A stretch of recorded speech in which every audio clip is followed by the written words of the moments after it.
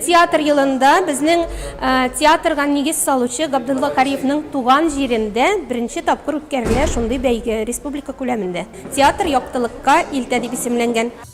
Республика уку йортлары студентлары үз сәләтләрен 2 номинация буенча сынай. Шуның беренчесе әдәби композициядә катнашыр өчен Нурла техникум укучылары 2 ай дәвамында әзерләнгән. 8 студенттан торган труппа жюрины танылган классик әсәр белән гаҗәпләндермәкче.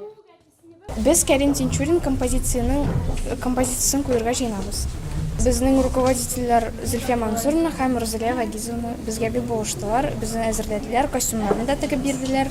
Бездә 7 кеше уйный рольдә, ул менә бит инде без 3 малай да бер кыз. Инде һәркөнне булай репетициялар булды инде бунда да.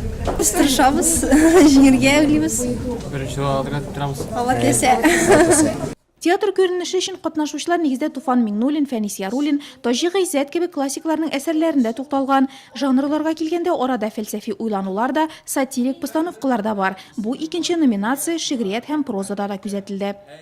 Безнең Рахманова Зәхинә үзебезнең педколледжның 2нче курс студенты Нурихан Фәттахның Инҗиле үрдәк әсәреннән моноспектакльгә яраклаштырып төзелгән әймә бер кечкенә генә күренеш күрсәтте.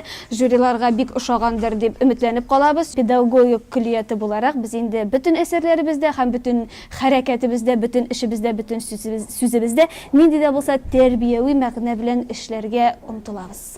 Бәйге нәтиҗәләре буенча 27 уку йорты арасында әдәби композиция номинациясында Нурла техникумы студентлары 2нче, ә 2нче сынау буенча 3нче урынны яулады.